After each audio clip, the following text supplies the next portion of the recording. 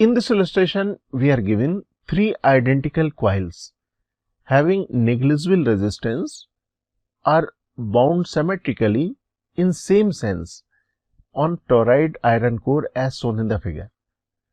आप यहाँ पे देख सकते हो ये सर्कुलर स्ट्रक्चर जो देख रहे हो वो टोराइड कॉइल का आयरन कोर है और इस आयरन कोर में हम लोगों ने थ्री आइडेंटिकल कॉइल्स को बाइंड कर दिया है सेम सेंस में। सेम सेंस में अगर हम लोग बाइंड करेंगे तो मैग्नेटिक फील्ड का जो पैटर्न होगा तीनों कॉइल्स में वो सेम सेंस में होगा, सेम स्टाइल में होगा। तो ये हमारे पास है three coils. It is further given if two ends of one of the coil, that is coil number 1, are connected across an alternating voltage source. coil number 1 के ends को हम लोगों ने alternating voltage source के across connect कर दिया। That means जो source हमने connect किया हुआ उसका EMF या potential difference time के साथ साथ vary हो रहा है। That means हमने coil number 1 के across time dependent potential difference apply किया हुआ है। The ends of the coil 2 are left open. हमने coil number 2 के ends को open रखा हुआ है। ये open circuit है और open circuit है तो हमें मालूम है कि करंट नहीं फ्लो करेगी। And across coil number 3 an ideal voltmeter is connected. आप डायग्राम फॉलो कर सकते हो। थर्ड coil के across, ends के across हमने ideal voltmeter कनेक्ट किया हुआ है। Ideal voltmeter means infinite resistance का voltmeter हमने यहाँ पे कनेक्ट किया हुआ है। The question is, what is the reading of the voltmeter if coil 2 is short circuited? Coil number 2 के ends को अगर हम लोग short circuit कर दें, that means conducting wire से connect कर दें, तो हमें बतलाना है कि voltmeter की reading कितनी होगी। ओके, तो डायग्राम मैं कॉपी कर लेता हूँ नेक्स्ट पेज में। डायग्राम मैंने यहाँ लिया और मैंने यहाँ पे कॉपी कर लिया। Okay, now it is given three coils are identical, geometrically identical है, बाइंडिंग भी हमने सेम सेंस में किया हुआ है। इसका मतलब self inductance of each coil should be equal. So let us consider self inductance of each coil is capital L. तो तीनों कॉइल का सेल्फ इंडक्टेंस हम लोग ले लेते हैं कैपिटल एल। ओके, अब तीनों कॉइल में जो बाइंडिंग सेंस सेम है, ज्योमेट्रिकली भी तीनों कॉइल यहाँ पे सेम है, तो तीनों के बारे में हम लोग कह सकते हैं कि ये जो इंटरेक्ट करेंगे सिमेट्रिकली प्लेस्ड है, तो म्यूचुअल इंडक्टेंस की वैल्यू भी जो भी होगी वो सेम होगी। That means we can say अगर इसको फर्स्ट कॉइल कर रहे हैं, इसको सेकेंड कॉइल, तो हम लोग कह सकते हैं M12। अगर हम लोग यहाँ पे M23 की भी बात करें, M23 सपोज मैं म्यूचुअल इंडक्टेंस बिटवीन 2 and 3 लिख दूं, और यहाँ पे अगर मैं म्यूचुअल इंडक्टेंस बिटवीन 1 and 3 लिख दूं, 3 1, तो ये तीनों इक्वल होंगे और इक्वल वैल्यू हम लोग सपोज कंसीडर कर लेते हैं कैपिटल एम। तो कैपिटल एम हम लोगों ने यहाँ पे म्यूचुअल इंडक्टेंस की वैल्यू ले ली और सेल्फ इंडक्टेंस तीनों कॉइल का कैपिटल एल कंसीडर कर लिया। सपोज कॉइल नंबर 1 को कंसीडर करें। Suppose in coil number 1 I1 current is flowing and potential difference across this coil is represented by the expression V1। ये हमारे पास है property of the coil number 1।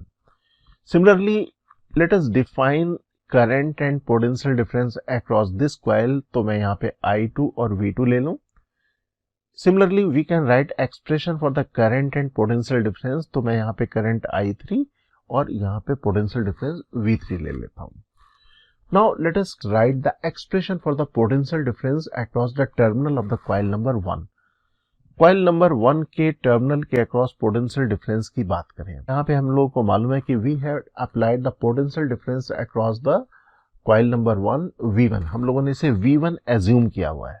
Okay, तो अगर मैं यहाँ पे पोटेंशियल डिफरेंस V1 का रिलेशन लिखता हूँ, तो मुझे कॉइल नंबर 1 का कंसीडर करना पड़ेगा सेल्फ इंडक्टेंस की वजह से EMF और म्यूचुअल इंडक्टेंस की वजह से भी EMF। सेल्फ इंडक्टेंस का मतलब हो जाएगा, ये हो जाएगा L multiplied by dI1 by dt because of the self inductance EMF। और म्यूचुअल इंडक्टेंस यहाँ पे फर्स्ट और सेकेंड कॉइल का होगा, तो इधर पे लिखेंगे M multiplication dI2 by dt because we have assumed current is I2, and similarly we will write the mutual inductance factor for 1 and 3 M dI3 by dt। Okay, तो यहाँ पे मुझे अगर EMF for the coil number 1 लिखना है तो मुझे first coil का यहाँ पे लिखना होगा, फर्स्ट कॉइल में जो अपनी करंट की वजह से ईएमएफ, सेल्फ इंडक्टेंस का इफेक्ट और म्यूचुअल इंडक्टेंस सेकंड और थर्ड कॉइल। तो अब मैं यहाँ पे तीनों का समेशन कर देता हूँ और ये वैल्यू हो जाएगी V1 के बराबर। ये मैंने self inductance, this is the mutual inductance 1 and 2 एंड this is the mutual inductance because of 1 and 3 मैंने यहाँ पे लिख दिया। अब हम लोगों को मालूम है कि initially coil number 2 is open, coil number 2 के एंड सभी ओपन है।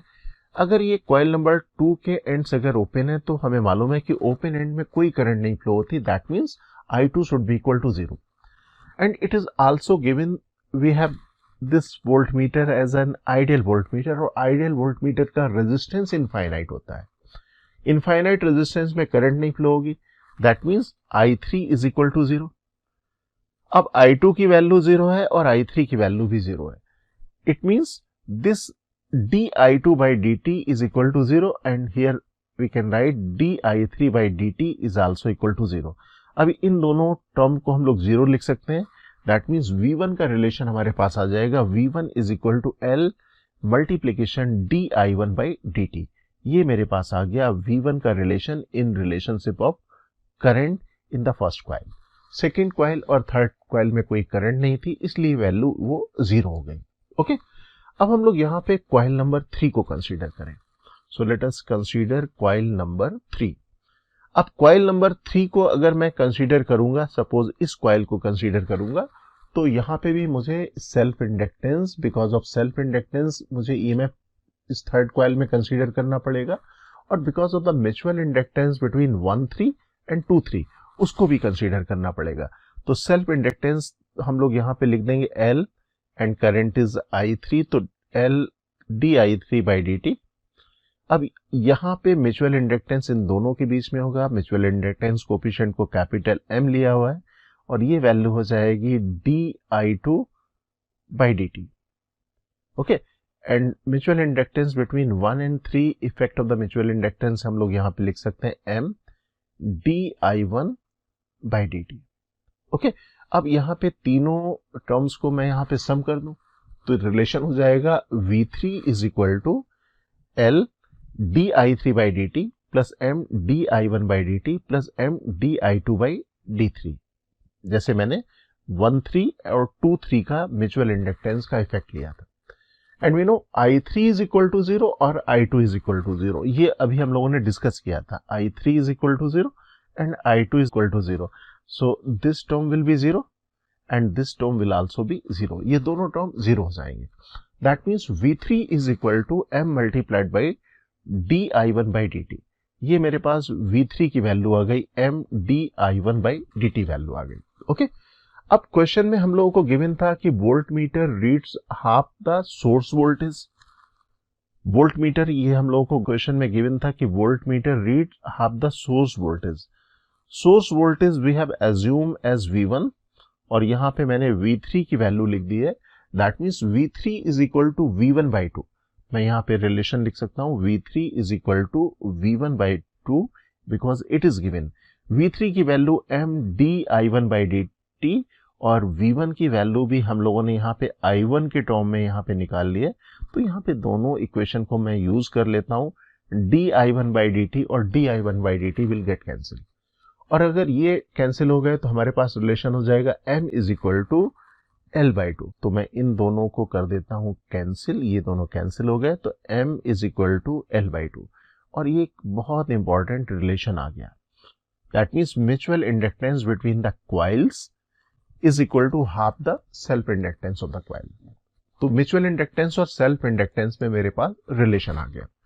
अब हम लोग सेकेंड केस को कंसीडर करते हैं, सेकेंड सिचुएशन को कंसीडर करते हैं। उस सिचुएशन में कहा गया था कि कॉइल नंबर 2 को हम लोग शॉर्ट सर्किट कर दें। तो सपोज मैं यहाँ पे इसको कर देता हूँ शॉर्ट सर्किट, दैट मीन्स इसके एंड को मैं यहाँ पे ज्वाइन कर देता हूँ, कंडक्टिंग वायर के थ्रू मैंने ज्वाइन कर दिया। अब अगर मैं कंडक्टिंग वायर के थ्रू अगर ज्वाइन कर दूंगा तो करंट्स जो कॉइल में फ्लो कर रही हैं वो चेंज हो जाएंगी। पोटेंशियल डिफरेंस भी यहाँ पे V3 वाला चेंज हो जाएगा, V2 वाला भी चेंज हो जाएगा, लेकिन V1 वाला पोटेंशियल डिफरेंस क्यों नहीं चेंज होगा? Because this potential difference is imposed. तो जो इम्पोज कर दिया वो तो चेंज नहीं होने वाला, तो पोटेंशियल डिफरेंस यहाँ पे चेंज हो जाएगा सेकेंड कॉइल का, थर्ड कॉइल का। करंट की वैल्यू तीनों में चेंज हो जाएगी, तो यहाँ पे भी मैं क्या करूंगा, करंट की वैल्यू एज्यूम कर लेता हूँ I1 dash and potential difference V1, और ये हो जाएगा I2 dash potential difference V2 dash. ये मैंने चेंज ले लिया, पहले वहां पे V2 लिया हुआ था, अब यहाँ पे हो जाएगा I3 dash and V3 dash. ये मेरे पास पोटेंशियल डिफरेंस एज्यूम हो गया। Now we can write the expression for the potential difference across the terminal of the coil number 1. अब coil number 1 को फिर से कंसीडर करते हैं इस सिचुएशन में। अगर coil number 1 को अगर मैं फिर से कंसीडर करूं तो यहाँ पे मुझे coil number 1 का self inductance, that means EMF due to self inductance and EMF due to mutual inductance दोनों कंसीडर करना होगा। तो let us consider potential difference across the terminal of the coil number 1। तो सबसे पहले सेल्फ इंडक्टेंस में मुझे लिखना पड़ेगा L multiplication DI1 dash by dt। Okay, mutual inductance होगा यहाँ पे 1 और 2 के बीच में, तो यहाँ पे मैं रिलेशन लिखूंगा M multiplication DI2 dash by dt। Similarly interaction between the first and third coil, इसकी वजह से म्यूचुअल इंडक्टेंस की वजह से आएगा M multiplication DI3 dash by dt। Okay, अब मैं यहाँ पे तीनों का समेशन लिख लेता हूँ, because of the self inductance, because of the mutual inductance between 1 and 2 and because of the mutual inductance between 1 and 3। ये रिलेशन मैंने यहाँ पे लिख दिया। ओके, अब यहाँ पे जो I3 डैश है, because our voltmeter is having the infinite resistance, और infinite resistance है तो certainly I3 डैश, यहाँ पे इस सर्किट में कोई करंट नहीं फ्लो होगी, तो ये वैल्यू तो हमारे पास 0 हो जाएगी, ये वैल्यू मेरे पास हो गई 0। ओके, अब मैं रिलेशन जो बचा हुआ रिलेशन उसको लिख लेता हूँ। रिलेशन मेरे पास आ जाएगा V1 is equal to LDI1 dash by dt plus यहाँ पे कैपिटल M की वैल्यू मैं सब्स्टिट्यूट कर देता हूँ L बाई 2, तो ये आ गया L/2 DI2 dash by dt, और ये इक्वेशन नंबर मैंने फर्स्ट बना दी। Now we can write the expression for the potential difference across the terminal of the coil number 2। अब कॉइल नंबर 2 को कंसीडर कर लें। कॉइल नंबर 2 का अगर मैं यहाँ पे पोटेंशियल डिफरेंस के लिए रिलेशन लिखूंगा तो पहले मुझे इसका सेल्फ इंडक्टेंस कंसीडर करना पड़ेगा। सेल्फ इंडक्टेंस की वजह से हो जाएगा L multiplication DI2 dash by dt। Mutual inductance यहाँ पे फर्स्ट और सेकेंड कॉइल का होगा, और ये हो जाएगा M multiplied by DI1 dash by dt, और यहाँ पे म्यूचुअल इंडक्टेंस ये इस वाले को मैं यहाँ पे लिख देता हूँ, तो ये हो जाएगा capital M multiplication DI3 dash by dt।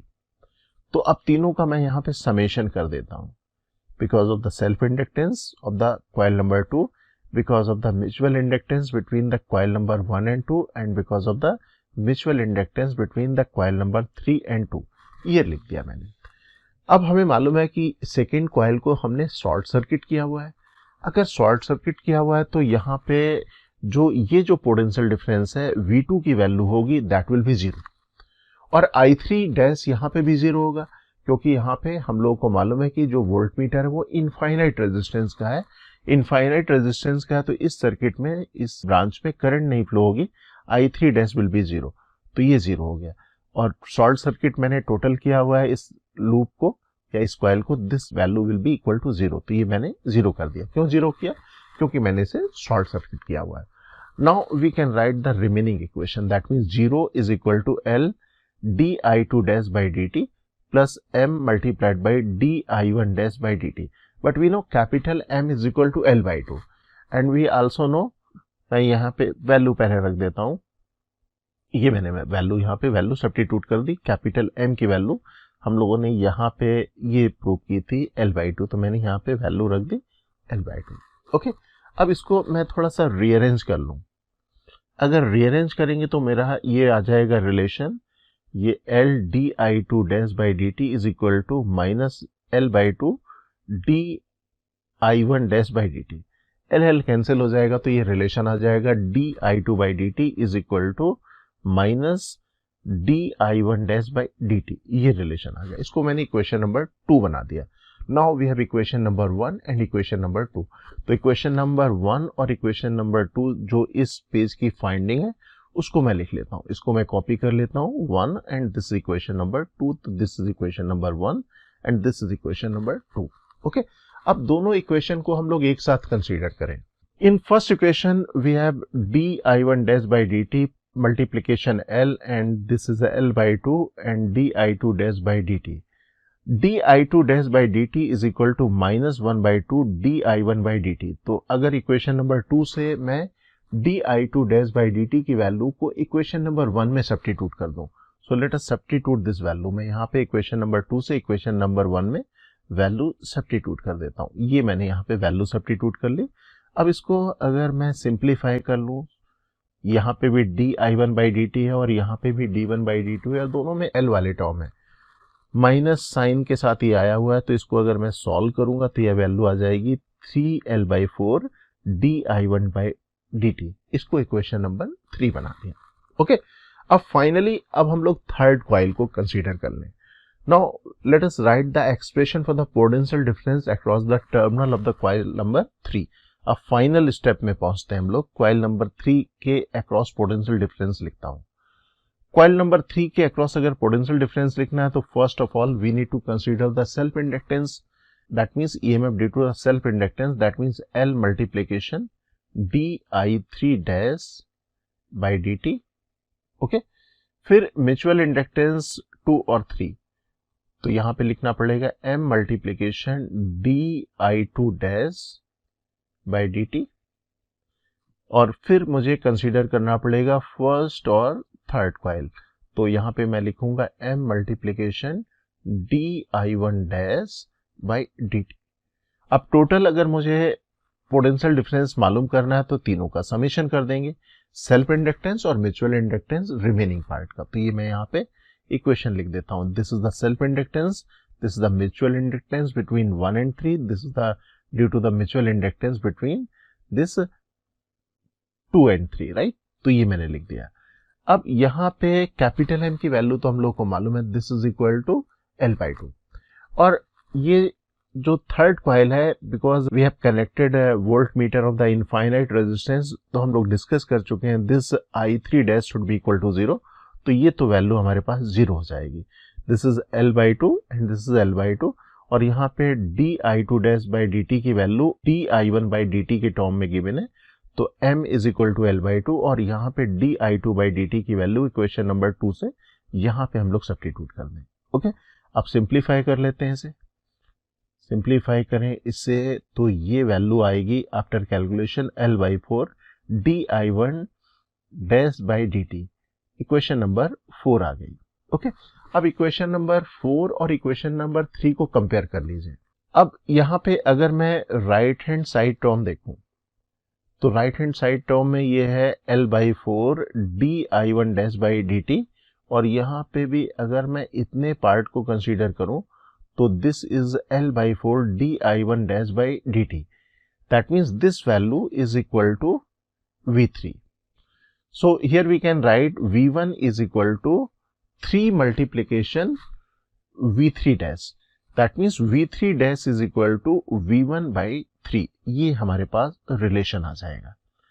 That means जो वोल्ट मीटर है, ये जो मैंने थर्ड कॉइल के अक्रॉस वोल्ट मीटर कनेक्ट किया हुआ है, वो रीड करेगा ओरिजिनल पोटेंशियल डिफरेंस जो हमने अप्लाई किया हुआ है उसका 1/3, that means V1 by 3 is equal to V3 dash।